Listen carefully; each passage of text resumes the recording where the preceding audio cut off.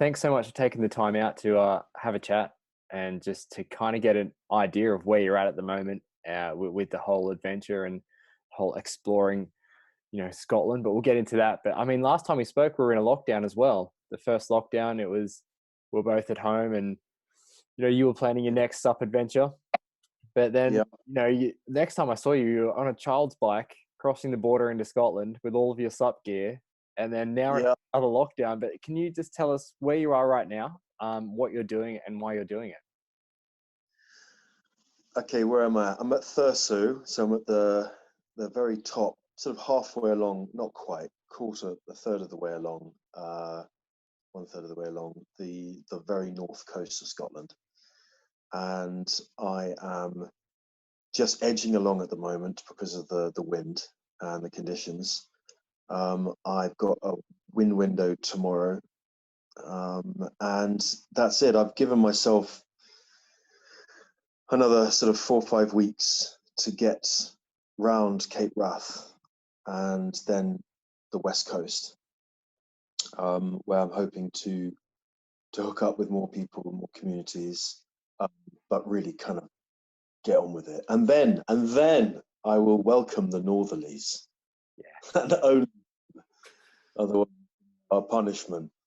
So that's good. Even though our trades are southwest, the northerlies will come strong. So I'm going to be able to ride those through the west coast. And yeah, it's getting colder and colder. The light is getting less and less. And the locals are getting more and more crazy. And I don't understand a word people are talking about, and I love it. My beard's getting more aggressive. I'm becoming more and more of a primate. I'm overheating so quickly now. So when I do get a place to rest and some heat, I can't handle it. I've conditioned myself to deal with the cold quite well. So I'm having hot flushes every day at the moment. But yeah, so the whole idea of this trip is you're circumnavigating Scotland, and Yep. you are raising awareness and funds for a mental health charity called Dare to Express. Do you want to elaborate a little bit about why you were doing the journey and why that charity is so important to you? Yeah, I've seen excuse me. I've seen Dennis sort of rise that charity up from scratch, and I love the integrity of the chap, and it's about community and the power of that, and that's a support that people need to be amongst. And I'm seeing communities, but I'm seeing a lot of fractured people in fractured communities where the support is still wafer thin for what people really need to express themselves and to connect with other people, to talk about their issues in many forms. And there's so many different ways that that you can deal with it, and everybody has a different signature. Everyone has a different way of being reached, and so I wanted this to be a way I connect with different characters, professional or not, that that deal with their mental health in their way,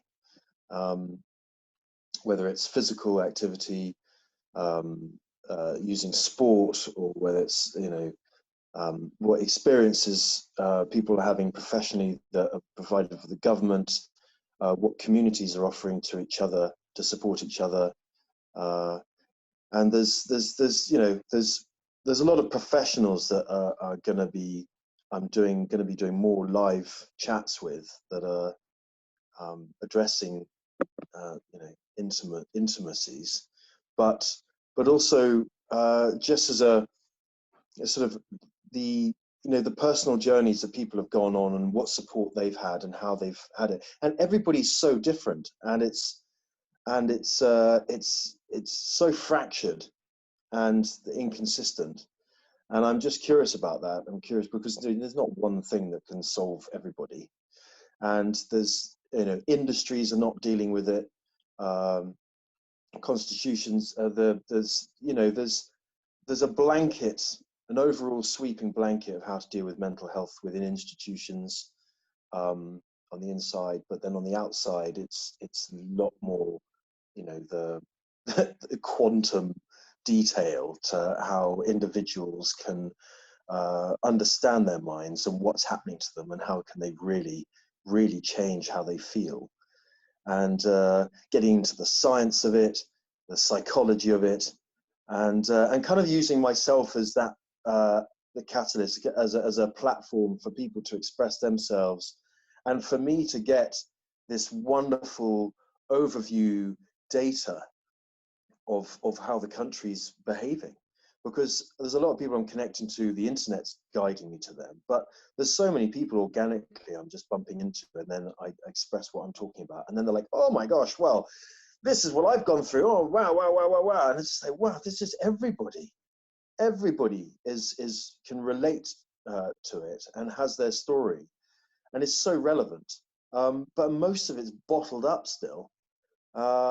And then, it's like anything along a piece of string. The more you dig away, the more you dissect our society and what we live for.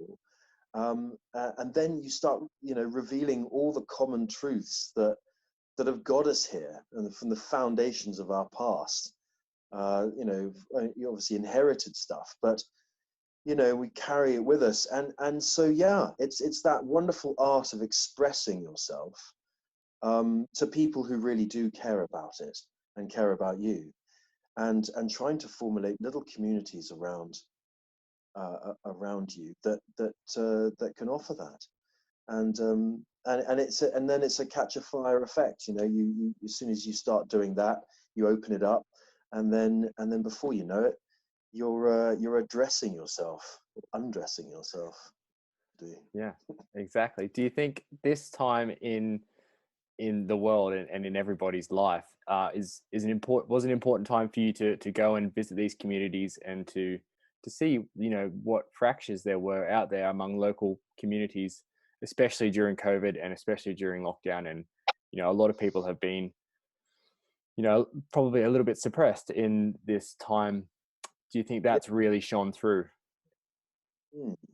Yeah, I mean, it's brought a lot of things to the surface, and now obviously everyone's a little bit nervous about going in, even though there's a few glimmers of hope on the horizon. It's still going through the darkest times. So, and it's bringing stuff to the surface. That you've got this massive flow that this whole world goes on. There's this pumping artery that we call our economy, which is based on consumption and production, and go and go and go and go and go, and it's relentless, and it's such a massive monster that you're part of. Even though you've got your little bubble, you can feel that throbbing in your ear of just life. Like, you're meant to keep up. This is what you've got to do. These are the rules. These are the regulations. These are the structures. And it's just relentless. And that has been, the pulse of life for so long, and suddenly that flow, is reduced. But it's like the flow that's going through you is still going, and then you're like, gosh, it's become us, and so there's a chance to sort of really, re-establish actually what you are and what you live for. And I found that with me, so a lot of people find like there's a little bit of a weight off the shoulder in a way, because it's like there's a little part of you that know that so much of the world has had to stand still, and it means that it almost takes a little bit of a weight off you, because you that's the beast that you're trying to keep up with the whole time, and suddenly it's having trouble, so you're like, oh, I can take a little breather in a way. Not quite, but I see some people are like that. But it's reevaluating what you live for and what is life to you, and and any opportunity that, adventure does that, exploration does that, but experiences like this, offer you that. But it's traumatic. It really is traumatic, and the brain is such a complicated, sensitive, fragile thing, that it can take people off into unbelievably dark places, and the most unsuspected people that on the outside are absolutely fine because you're surviving. We're so good at surviving. You can deal with torture all your life. If that's all you know, you will find pleasure in it, and then you will need that suffering just to feel whole again, if that's all you've had. And we're survivors. But then when you get a little taste, you're like, oh no, actually that's traumatic. And no, you've come from, a lot of trauma, a lot of stress and pressure. And then you realize it, and then it's like, oh my gosh, you've just been crooked up, but you don't really know it, because a little bit of poison, a little bit of poison, a little bit, and then before you know it, you're a different creature. Yeah, And so that's the thing, is there's a lot of walking wounded that on the outside everything looks fluffy and lovely, but everyone's just so hungry to connect in a deeper, in a more positive way. definitely. Yeah. And then how are you dealing personally with the implications of lockdown, but also paddling during COVID and the whole UK lockdown is at the moment? Yeah, well, luckily I'm in sort of tier 1 Mm-hmm. most of the time. So, and the folks up here aren't so touchy feely. And there's very dispersed humans, so there's not so much of an issue. And I'm fully independent, so I can remove myself from people when I need to. But as it's gone on, and the connections I've made and the people getting involved has made it much more productive, rather than relying on an organic connection. So the down days when I've been locked in, there's been a lot of support and a lot of people to talk to, and a lot of places I can charge up my stuff, and it's been brilliant. So I've been very, very honoured and lucky like that, and the community thing's working wonderfully. And then all the people I'm connecting with are connecting with all the other people I've connected with, and then those are all conversations and connections made, and so that's just magical. But I'm doing all right. I know I've got a lot of solitude and a lot of a bit more, a lot of wilderness to come, that is going to be more isolating until I get through more of the West Coast, and then more interactions. But yeah, I've got plenty of solo time coming up. Cool. So to kind of sum it all up, I know that so for our mental health, how important is it for you and others to be able to get outside, experience the world, to get out in nature, to release some of our stresses that we all might be feeling? So how important is it for you and the others that you meet along the way to get active in sport and to do those things that you mentioned that would be beneficial for mental health? Yeah, yeah, more so than ever is giving your time to yourself before you, and then you're more capable of giving it to other people. So the morning is a special thing for me, and can be where you rising with the sun. And like I said before, you don't let your eyelids dictate when you wake up, and you go through this lovely sort of slow process where you just breathe heavily. I think I'm killing it. I'm breathing probably too much, but and then if you can, put your yoga in and just dedicate that hour, and then just be so present and do that, and then you know you just cope with it so much more. But it's really difficult to do that, because it's like communicating, like in the mental health side of things, it's difficult just to put one foot in front of the other. Suddenly everything's difficult, uh and it's hard, and everybody from the outside says all you have to do is do exercise, all you have to do is just do that. but when you're in that place, it's just that is difficult. Kind of trapped in your mind. So breathing is almost the ultimate thing that you can, just do right now. You don't have to sweat it out. You can just, smash that out and then make the next step. Yes. And I just recommend that so much. It doesn't matter, whether you're in a good place or a bad place, to get to make that happen. And dealing with a cold and the sacrifice of doing something uncomfortable, knowing that it's good for you, is the whole journey of completing it is so rewarding. So yeah, it's the little things, but obviously, yeah, it's so important to jump in and smear yourself with nature and roll around in the mud and jump in puddles like a child. It's vital. Yes, it is. Vital. For sure. You know, all you got is breathing in a cold bathtub jump into in a flat in the middle of the city. So, what do you do? And then just to get your head out the window and scream at the birds, Exactly. Yes. So a little bit more about your, what's that? That's what TikTok's for, man. Yes, it is. Exactly. Are you on that yet? Huh? Are you using that yet? No. Just signed up to that, but it's just another thing to do, another platform, and I'm just running out of time to do it. And it's hard, but yeah. It is tough, for sure. Dance off in the middle of a beach somewhere or something. It'd be great. Yeah. So one of the biggest challenges for you so far on your paddle was crossing the Moray Firth. It's a more than 100-kilometer stretch of water, and you did it in just under 24 hours. Can you just tell us about that experience? Oh God, that was it was quite emotional. That, yeah, in a few ways, it was. Yeah, as soon as I got there, I had some lovely people from Bravehearty. I mean, yeah, the community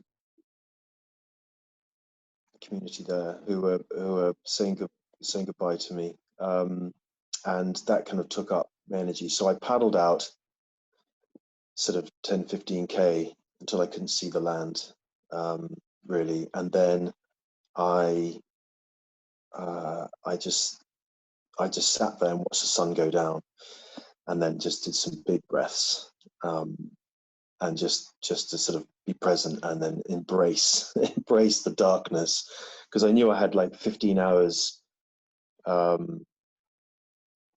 15 hours of darkness to go through. Wow.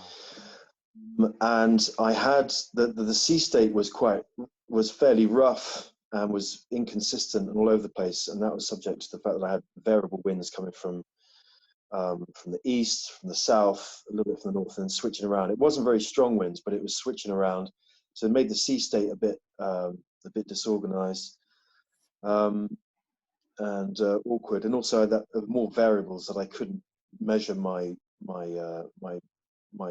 course on. And I had all my GPS, my compass already. I was lit up when I needed to be, and then set out. Now that I had to deal with the traffic and the boats, which was an awkward thing, really.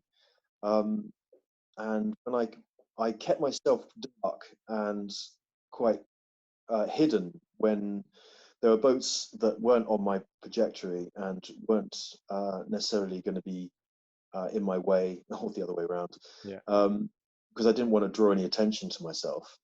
But if I could see that there was a bit of a path linking, or there was something, it was getting quite close, because there's a chance they'll change path as well, then I would light myself up with head torch, board lights, and but mainly it's important for my head torch, mainly because obviously you can't really see what's on my board with the chop and the swell. So and then if it was looking like I was, there was boats that were moving in on me, then I'd check my app and see what the traffic was, and then that would mean either I radio them directly and say I'm here, or if it got serious, then I'd obviously send up a flare. But obviously, if it gets to that point, then I've not done my job properly. And then when I got through, and then I could see there was not much traffic anymore, and then I got into the middle of the night, and started to get halfway across.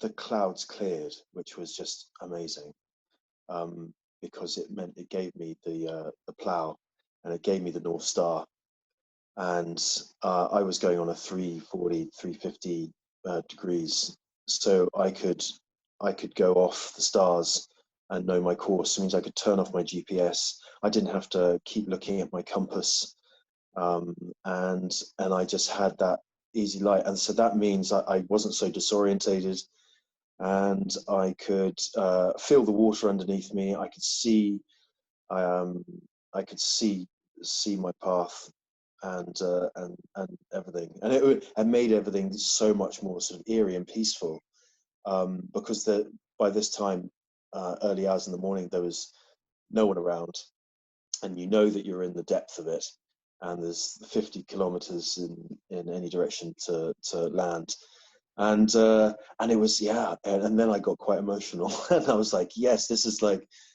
you know, just a beautiful moment by myself, and then I really found a real flow state with myself, and I was so present, and then I just stepped in and I just gouged the water like a beast, and yeah, and just but that was I only did it for a few hours, and then the clouds came in again, and that was inconsistent, and then it wasn't so lit up. So I mean, I only had a half moon or such, so I didn't have much there. And then the southeasterlies came in, and that kept building and building and building, and then made the water state a lot bigger, and more frantic, which was harder for me to be stable.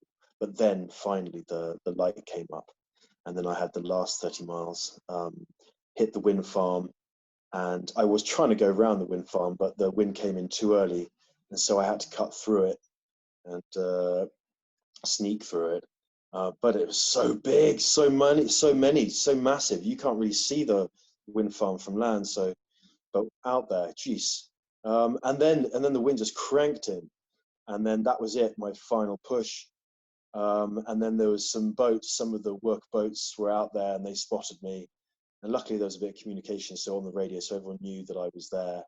And then they did share some footage of me paddling through and that last stretch, and I was my legs were shaking, bro. Oh my god.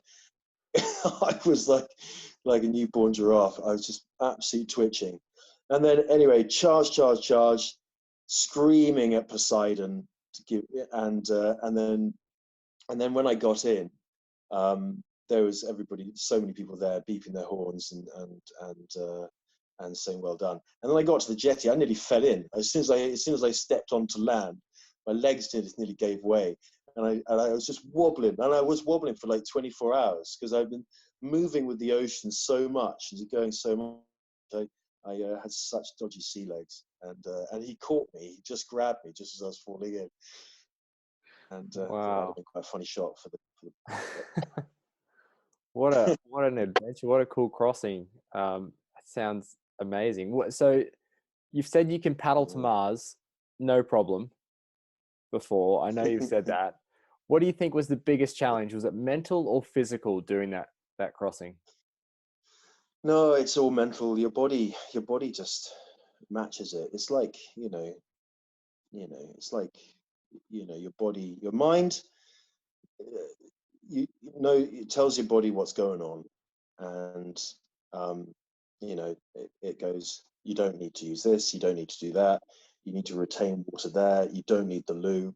You're prioritizing what needs to work, and where all the blood goes to, and where all the focus is, and so, and my arms, because of the endurance of what's going on, my arms are fine, man. I could just paddle, paddle, and paddle, and paddle. It's just, but it's being it's letting go, really, because you can make up all the calculus and what if this and what if that and what's underneath you and what's going on there and da da da da. But there's so much of that that you need to prioritize, because it's useless concerns. You know, it's good to be you know, you've got to understand what's going on, but you need to realize what it is, then prioritize it, and then put it away. I mean, much like dealing with mental health, you know, you draw in problems, you draw in anxiety and all these, you know, things that upset you, but, and, you know, hazards. But then you've got to make a decision what's prioritizing, what's useful and what's not, and then be very present again. You know, and the overarching gravity of what you're doing is this furnace of incentive and drive that just makes you, you know, just go go go.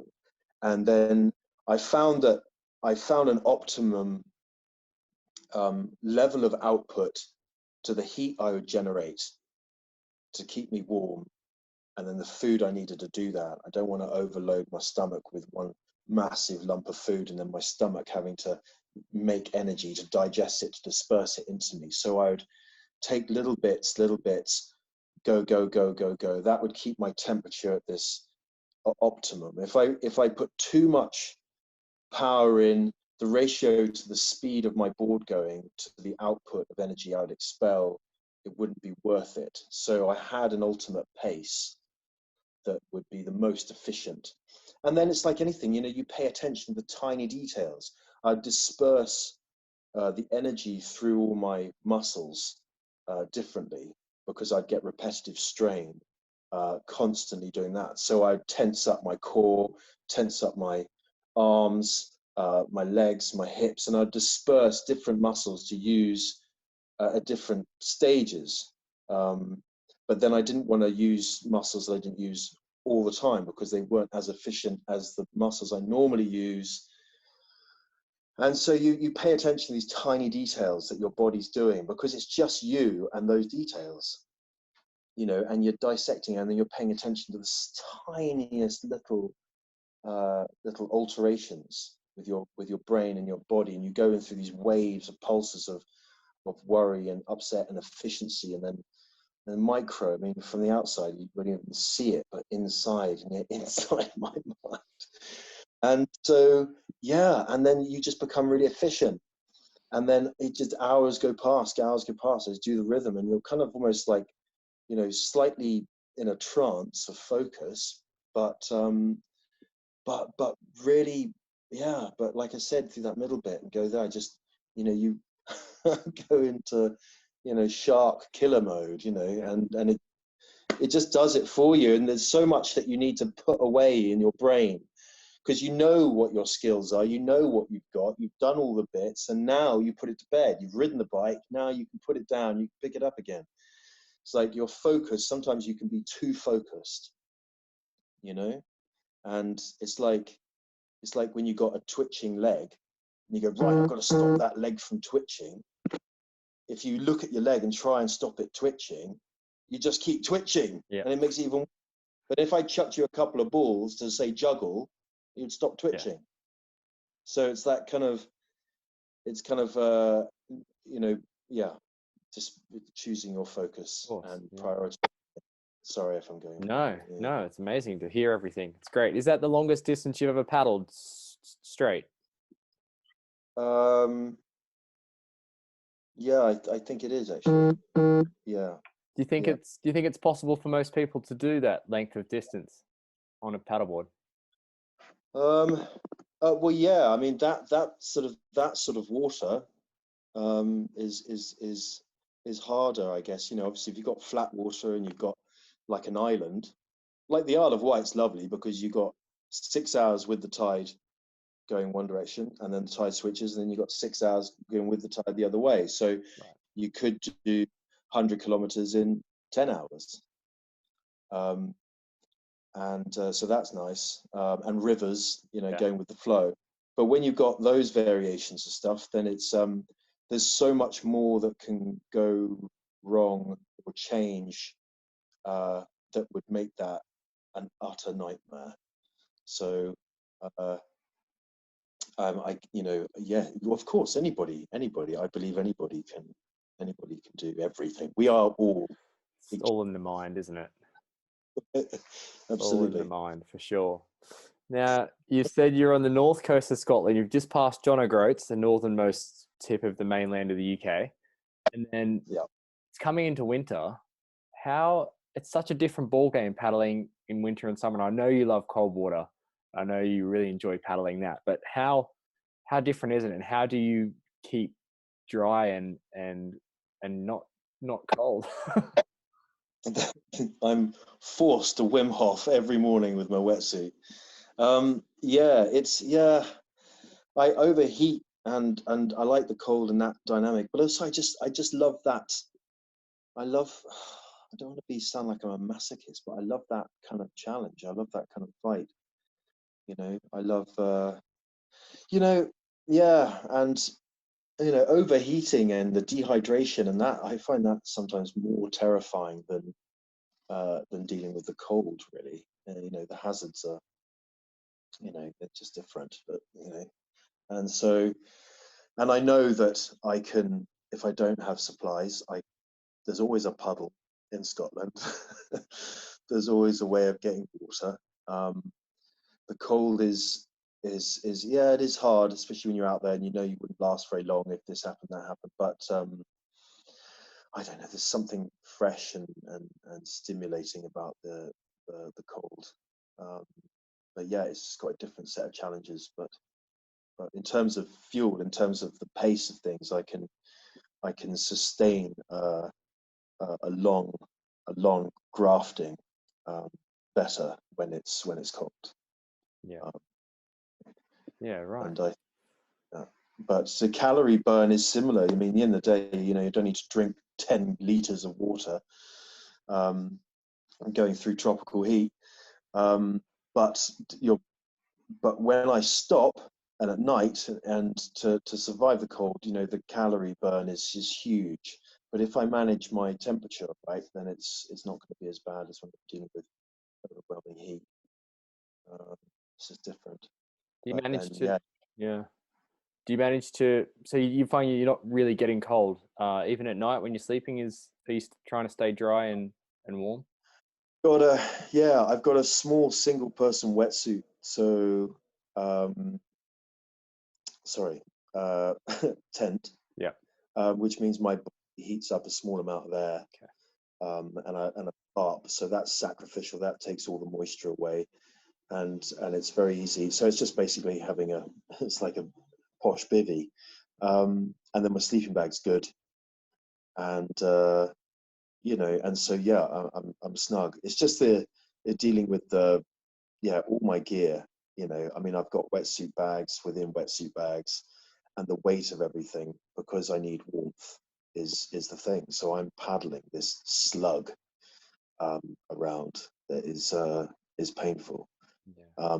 But if I've got wind against me and tide, oh my god, it's painful, bro. It's just that watching the inches go past. So that's the problem. But it means I can do all that, and I've got to, yeah, as I go now, I've got to be more independent. I can carry 3 weeks of food with me. Hmm. Uh, I've, I've got it all by my side here. It's all Nice. yeah, so I've got, expedition food. So, that it all weighs it's such a lot of weight. I mean, there's me sawing off the handle of my toothbrush, but I'll still take my coffee percolator, Yeah. my coffee, and I've got some luxuries, some morale that I've deemed more appropriate than necessarily efficient. But yeah, How do you manage to dry out your gear at all, or is it just always quite wet? You said you got dry bags within dry bags. yes, I am going to do a kit and a blog. I always promise these things, talking about how I do it because it is sort of meticulous and That'd be cool to quite see that. strategic. Yeah.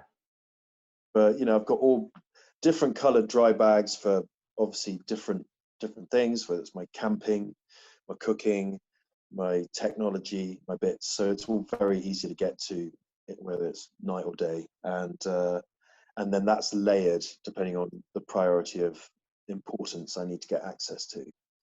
Um, and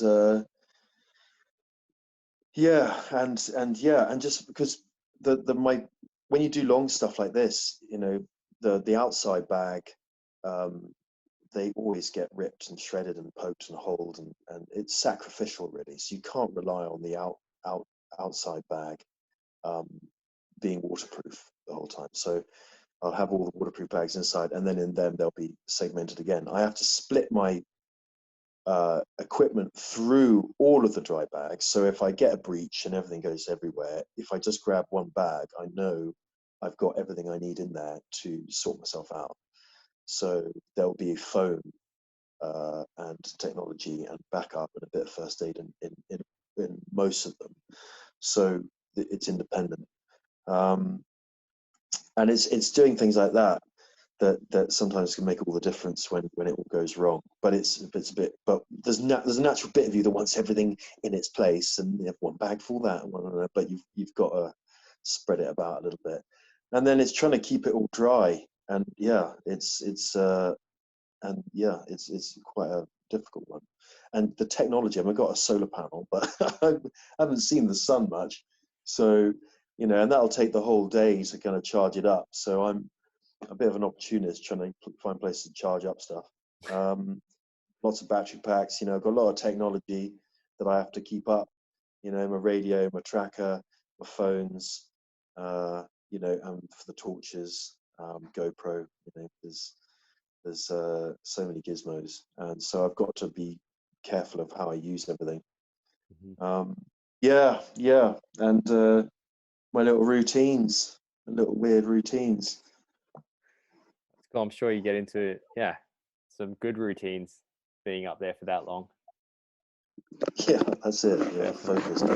What are you most looking forward to for the rest of the journey? I'm looking forward to it's the people, you know, it's the people and the stories, and how I can bring their stories to other people to learn about us and about how we feel about things. Yeah. Yeah, because it's so insightful and it's amazing, and it's the education is very wholesome and enlightening. So yeah, I'm getting massive deja vu. I mean, I don't want to talk about it, it's another whole subject, but it's weirding me out completely. I recognize everybody. I've met them all before. Wow. And you get that sometimes. You go, oh, deja vu, but not every day. And I don't know what's going on there. That's amazing. I make logic of it, but yeah, it's the people, it's their stories, and it's about how we all connect with each other and help each other, and open up. Yeah, open up each other. Yeah. And obviously I've got the West Coast, which is going to be beautiful. I mean, everyone on the East Coast just talks about the West Coast. The only good thing is that I don't have to deal with the midges as much this time of year, because that have to drive you nuts. And so, but I just have the relentless weather. Let's pray for those northerlies to come in. Yeah. I've often wished for northerlies. Of course. Yeah. So, I mean, we're going to link to everything, your Facebook, Dare to Express website, just so everyone can get an idea of what you're up to up in Scotland, circumnavigating the whole country and sharing your adventures and everything along the way. But is there anything else you'd like to say about your journey so far? Well, I do. We covered quite a bit there. God, there's just so much, dude. But I'm sort of getting sick of my own voice and beauty. But yeah, just it's a poetic pilgrimage, isn't it? And like I said, I wish I could honor the people and the places more. I struggle to do everything. Well, I've got massive help, but it's just, you know, it's so much time. I've got to find that balance of investing my time and energy. So yeah, and I just hope they're going to be doing some more live stuff with people who are movers and shakers of minds and people. and see what their take is on things, and hope that that insight can inspire people to connect with themselves. Yeah, Nice. and And where can we find that when it's being filmed? doing that on Instagram, Okay. and I'll try and do some Facebook. I did Facebook Live once, but yeah, I'll be doing a mixture of those two, and it'll be a split screen interview type style with psychologists and yeah, mind coaches to people who have tried, gone through all sorts, and have come out the other end. Yeah, so, and people have inspired me. Yeah, and that's what it's about, really. Yeah, Some, that's yeah, amazing. whilst paddling and out on the sea, but it looks like it's quite difficult, the reception up here. I bet. So Yeah, try my best. exactly. But yeah, Yeah, I mean, everyone should be, well, we're definitely cheering you on and supporting you from afar. You've got your own range of clothing and accessories as well that people can go and purchase, all to support all profits going yeah, there to Express. And goes there. Yeah, yeah, absolutely. Let's fill his purse up, man, because they got even less funding to support people, and there's not many people can do much about it. So, and it's just to encourage other people to do micro adventures and do little things to that might make them go out of their comfort zone a little bit. Could be tiny things, and do a little micro fundraisers to help put some money in the pot there. Yeah. yeah, amazing. No, well, thanks so much, Charlie, for taking some time out of your day and sharing your adventure so far. And we look forward to seeing what comes from the next part of Scotland. Yeah, nice one. Watch this go, man. My moustache is curling into my mouth. I'm having to comb it with my toothbrush as always, with a little bit of Colgate, and then just get it out to the side. It's getting a bit awkward.